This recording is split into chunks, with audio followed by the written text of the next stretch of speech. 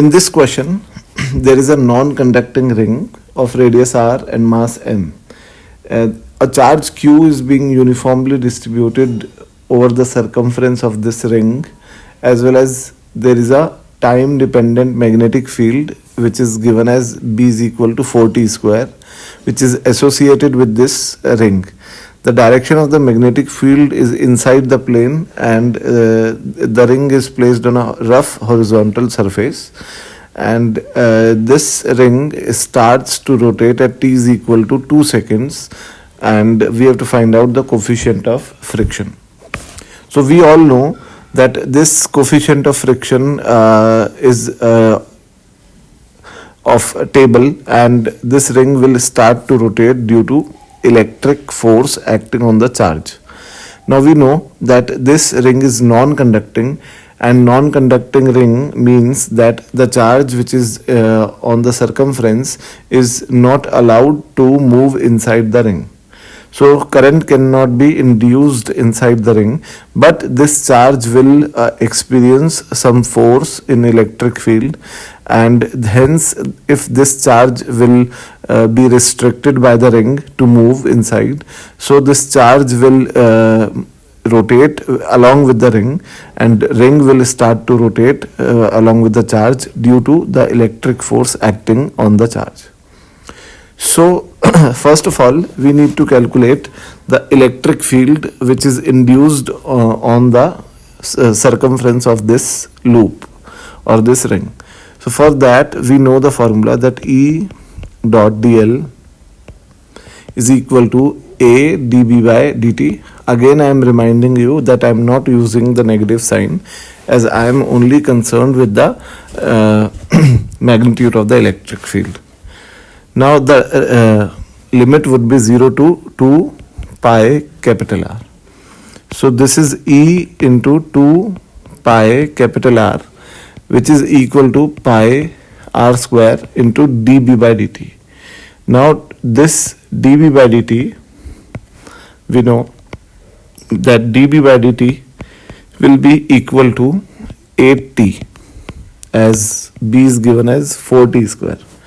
So this is E into 2 pi r is equal to pi r square into 8t. Now cancelling out this pi with pi and r with r, and this 2 with 8, this is 4. So E will be equal to 4RT. Now this E is also a time dependent electric field, and hence at t is equal to 2 seconds, we know that the ring will start to rotate. So at 2 seconds, the electric field will have a value of 8R, and R is given as R only. So the force acting on this charge Q will be QE, and the torque which will rotate this ring, actually the force would be acting tangentially like that, and the torque will be acting on this charge, and this charge will take along the ring to rotate, and the torque will be equal to F into R. So the torque will be equal to Q into E into R, where E is already 8R.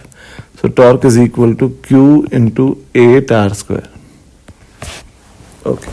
Now this is the torque, and the torque which is restricting the ring to move is due to the friction.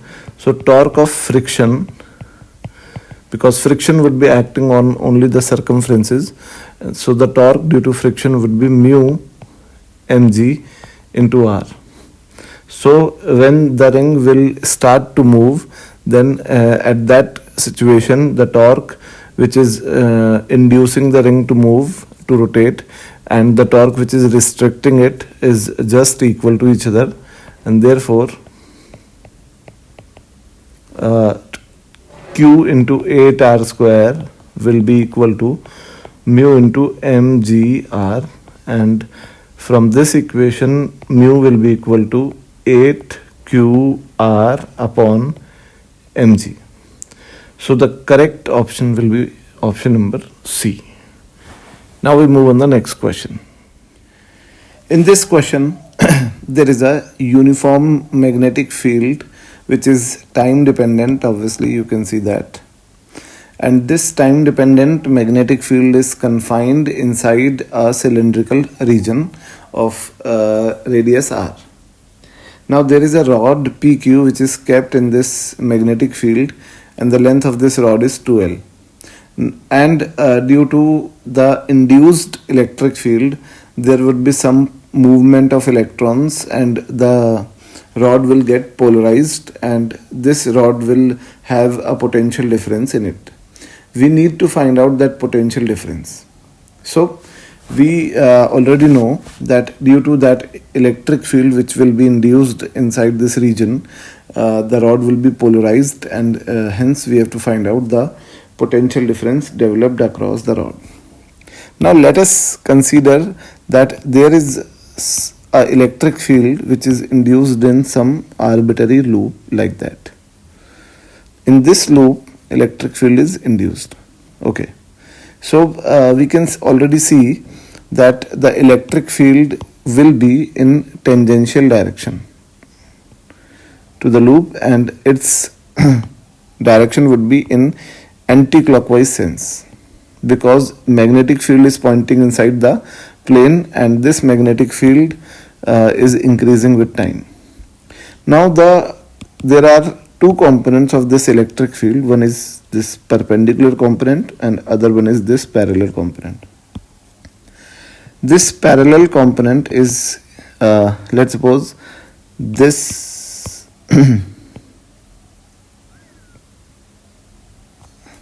angle is theta. So this angle would also be theta. So this parallel component would be E cos theta, and this perpendicular component would be E sin theta. And obviously this parallel component would apply the force on the free electrons which are present inside this rod, and the electrons would move towards point P as they are negative charge, and they will move towards the direction which is in the opposite direction of electric field, and hence the positive charge would be deposited at point Q. So we can easily see that Q would be at higher potential and P would be at lower potential. So we are concerned to find out VQ minus VP. Now first of all, we have to find out the magnitude of induced electric field E, and for that we will apply the formula E dot dl is equal to A into dB by dt, where dB by dt is equal to B naught, and the limit of dl would be from 0 to 2 pi small r, where this small r will be the radius of this loop. So E into 2 pi r is equal to area of this loop is pi r square, and dB by dt is B naught. So E will be equal to r B naught by 2. This is the magnitude of electric field.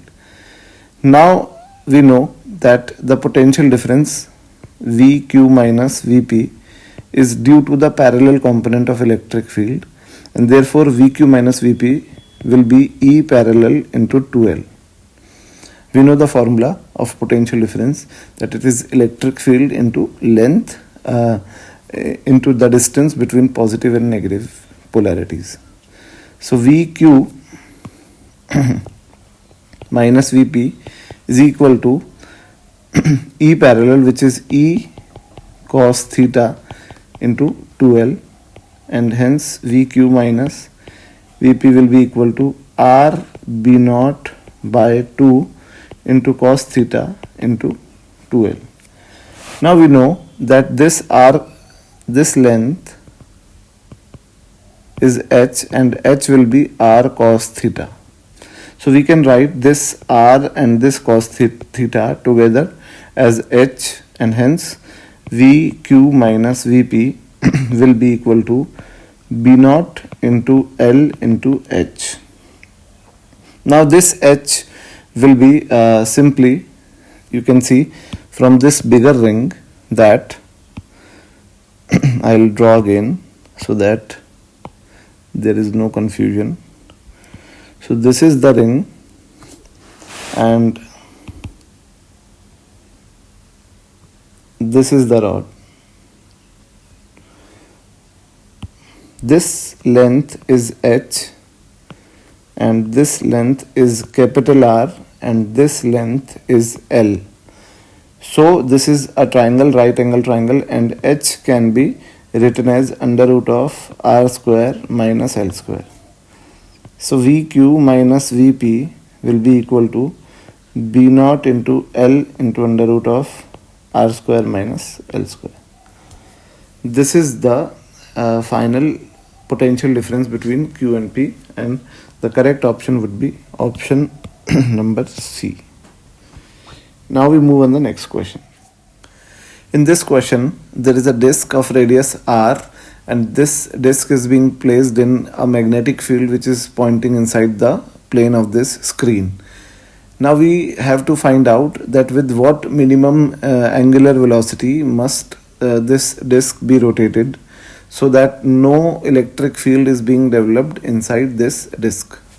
First of all, let us this is a tricky question, and let us decode that why electric field would not develop and what is the reason behind it. So let us imagine that there is a small I'm drawing it with some different color. So there is a small, in fact there is a small region dx which is at a distance of x from the center of the rod. Now we know that this region will be moving with a velocity v, which is equal to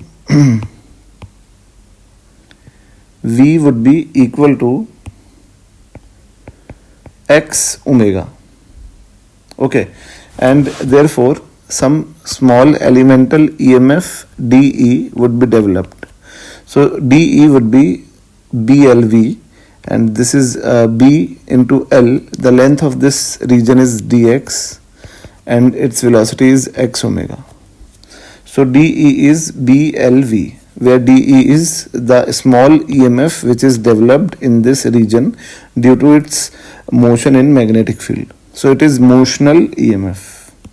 Now the electric field, small electric field developed would be dE upon the length of this region. So dE by dx would be the electric field. So it is Bx omega.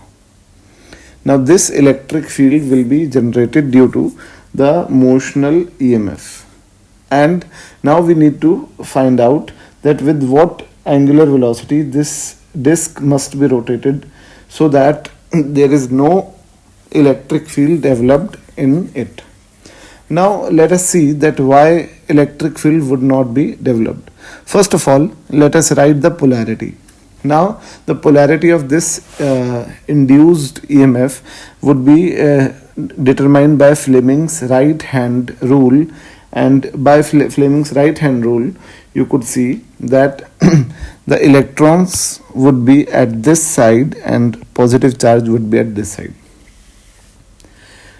Now if we are rotating this disk, these electrons will be experiencing some force which is centrifugal force away from the center, which is also equal to dm x omega square.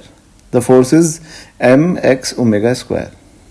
Okay, and this electric field would also apply a force dF, which is equal to QE, where Q is E, small e, as it is the charge of electron, and Bx omega.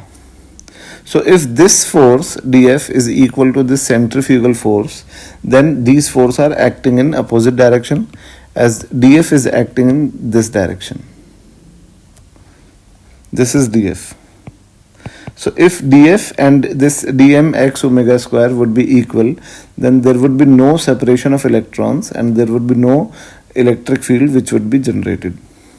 So dm x omega square should be equal to df is E b x omega. Now this dm is m, as we are considering it as a electron and its mass is given as m, and therefore cancelling out this x with x, this omega with omega, and hence omega will be equal to EB upon, I am writing it here, that omega will be equal to EB upon m. So with this angular velocity, if we rotate the disk, then there would be no induced electric field in the disk. Now we move on the next question. In this question, there is a plane spiral of number of turns n, and its inner radius is 0 and its outer radius, the greatest radius, is a. This is a. Okay. Now there is a magnetic field which is time dependent, and it is varying by the equation B is equal to B naught sine omega t, where B naught and omega are constants, and we have to find out the amplitude of the induced EMF in the spiral.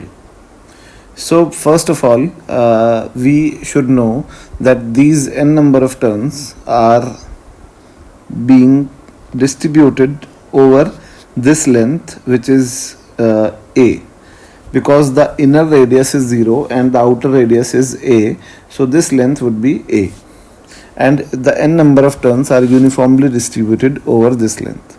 So if we are considering the fact that this spiral is being molded uniformly, so we can say that on length a there are n number of turns. So number of turns per unit length, number of turns per unit length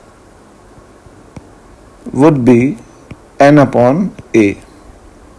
Okay, so there would be n upon a number of turns per unit length. So we consider a element, let us consider a element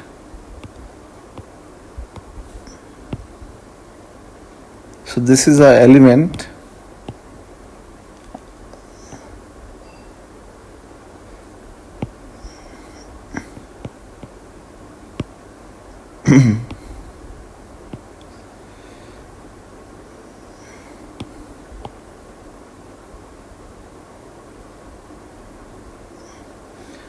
now this is an element of width dx. You can see that this width is dx and its radius is x. So let us find out the number of turns in this element. So dn is the number of turns in this small length dx. So it would be n upon a into dx. Now we know that the flux associated with this small element would be B into area. Now B is B naught, this is d phi, small flux. So B is B naught sine omega t, and the area of this small element will be pi x square, and the number of turns are dn. So d phi is equal to dn, where dn is n upon a into pi x square into dx into b naught into sine omega t. Now the total flux phi which is generated in which is associated with this complete spiral will be equal to integration of this d phi, and phi will be equal to integration n upon a pi b naught x square dx into sine omega t, integrating with respect to x. So the limit would be from 0 to a, as the smallest value of x is 0 and the largest value is a. So the flux would be equal to n by a pi b naught sine omega t into x cube by 3, limit from 0 to a, and therefore phi will be equal to n pi b naught divided by 3 into a square into sine omega t. Now the EMF will be equal to d phi by dt. We are talking about the magnitude. So it is equal to n pi b naught a square into omega divided by 3 into cos omega t, as I've already done the differentiation of sine omega t, which is omega into cos omega t. So its magnitude will be this part, and this is E naught, the magnitude of this EMF. And if I compare it with this one, so this is n omega b naught into a square pi divided by x. So the value of x will be equal to 3. Now we move on the next question. In this question, there is a pi-shaped conductor. This is a pi-shaped conductor, and it is located in a uniform magnetic field which is varying at a rate of 0.1 Tesla per second. And this has a connector. This is a connector which is connecting these two arms, and this connector is moving with a constant acceleration of 10 centimeters per second square along with the bars. So the length of this connector is 20 centimeter, as well as at t is equal to 2 seconds, we have to find out the total EMF induced in this loop. And initially it is given that at t is equal to 0, the area of the loop and the magnetic field was 0, and self-induction should be neglected. Now let us draw a diagram after 2 seconds, that at 2 seconds, let's suppose this connector is at this position. So this is the situation at t is equal to 2 seconds. So the distance which it would move is s, and s could be calculated by s is equal to ut plus half at square. So s is equal to u was 0, and acceleration is equal to 0.1, 0.1, and the time t is 2 seconds, so it is 4. So s is equal to 0.2 meters. So this is s, and this length is 20 centimeter, I guess. Yes, so it is 20 centimeter, and hence it is also s, which is 0.2. So at this situation, the flux, now first of all, that the velocity of this rod in this case, let's suppose that it is moving with the velocity of v, and v would be equal to u plus at. So v is equal to 0 plus a is 0.1, and t is 2 seconds. So v is also equal to 0.2. Now there would be two EMF. The first EMF would be BLV, which is due to the motion of the rod, which is also called as motional EMF, and the second EMF is due to the time dependent magnetic field, and this EMF would be equal to A into dB by dt. Now the first EMF would have a value of BLV and hence B is equal to at obviously if dB by dt is 0.1, so dB by dt is 0.1, so B is equal to 0.1 t. So at t is equal to 2 seconds, B will be equal to 0.2 Tesla. So B is 0.2, length is 0.2 and velocity is 0.2. So this would be the EMF E1 would be 8 into 10 raised to power minus 3. Okay, so this is the EMF, or we can say that it is equal to 8 millivolts. Now the second EMF E2 would be A into dB by dt. Now this area would be 0.2 into 0.2,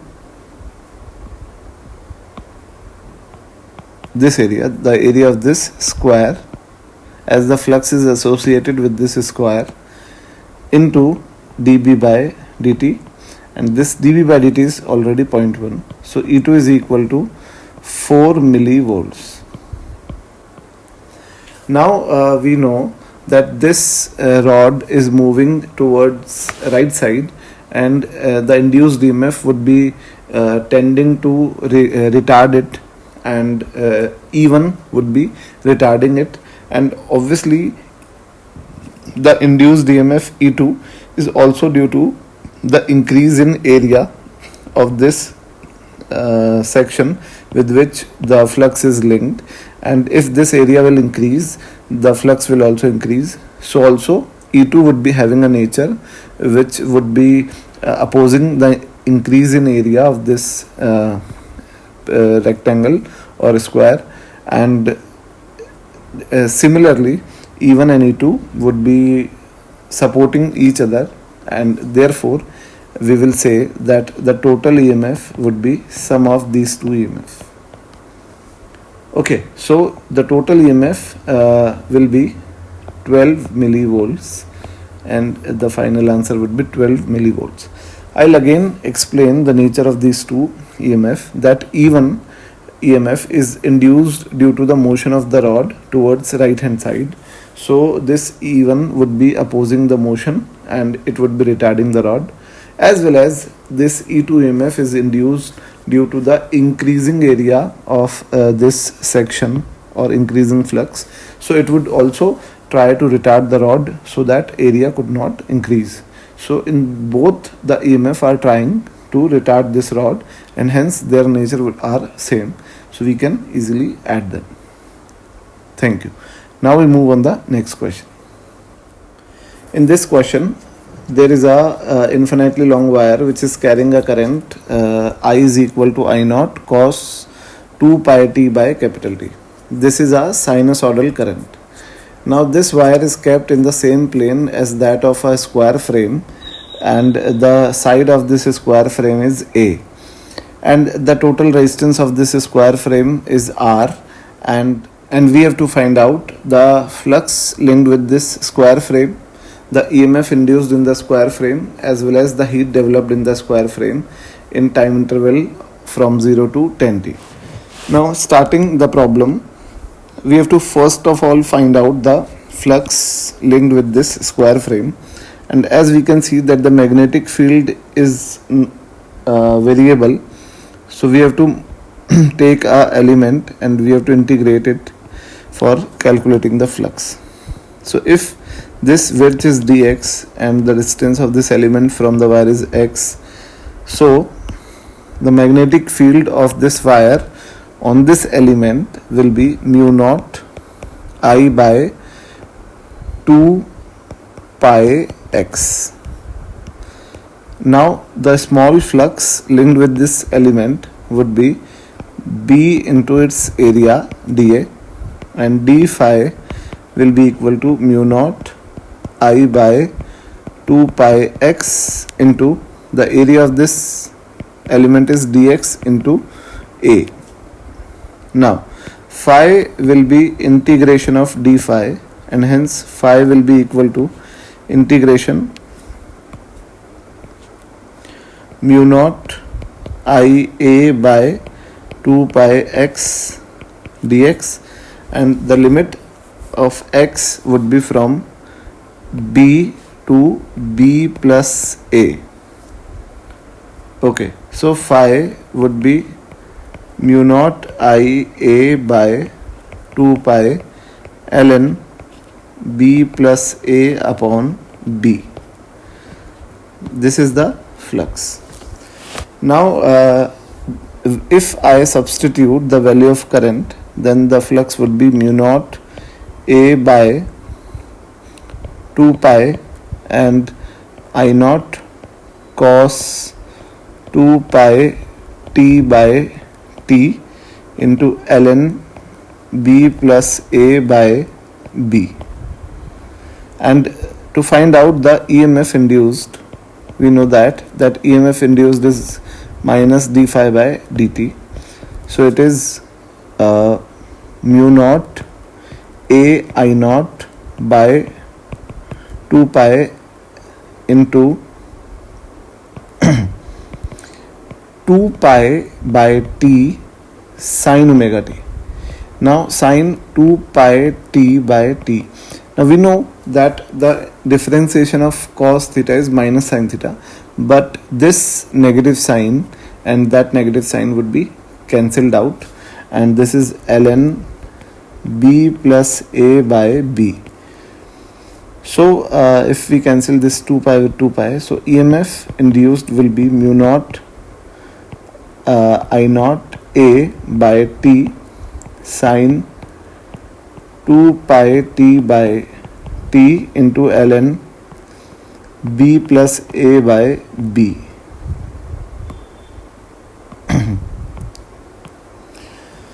Okay, so this is the EMF induced. Now if we have to find out the heat developed, so we know that the power loss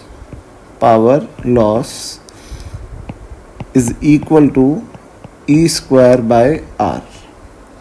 So the power loss would be, average power loss, P would be mu naught square I naught square A square by T square sine square 2 pi T by T into ln b plus a by b whole square. And this power is also can be written as dH by dt, rate at which heat is lost.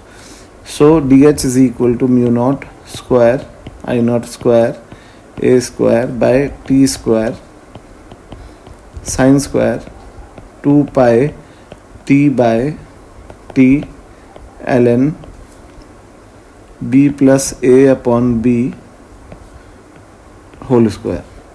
Now by integrating with proper limits, we will get mu naught square I naught square a square by t square into integration of sine square 2 pi t by t dt, limit from 0 to 10t ln b plus a upon b whole square.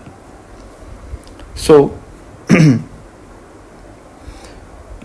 H will be equal to mu naught square into I naught square a square divided by t square into I naught square a square divided by t square into ln b plus a upon b whole square.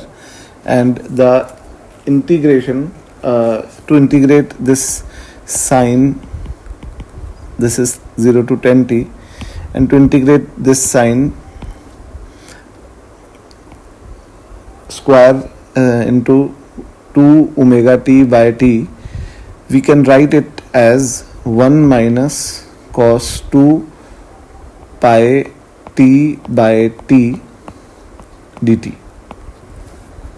So H is equal to mu naught square I naught square a square by t square ln b plus a by b whole square into integration of this will be t minus, in fact small t, minus 2 pi, in fact t by 2 pi into sine 2 pi t by t.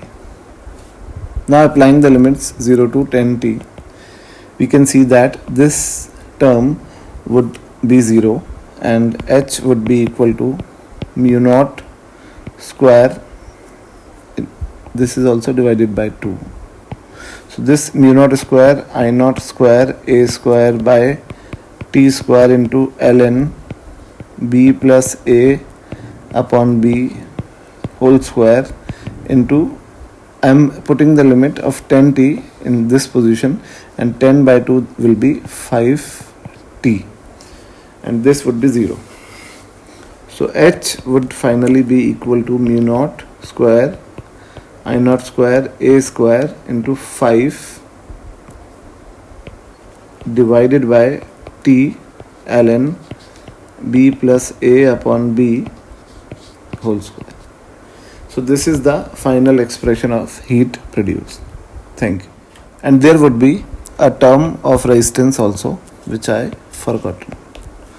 So this would be accompanied by R, this one. Okay, so this is the final answer.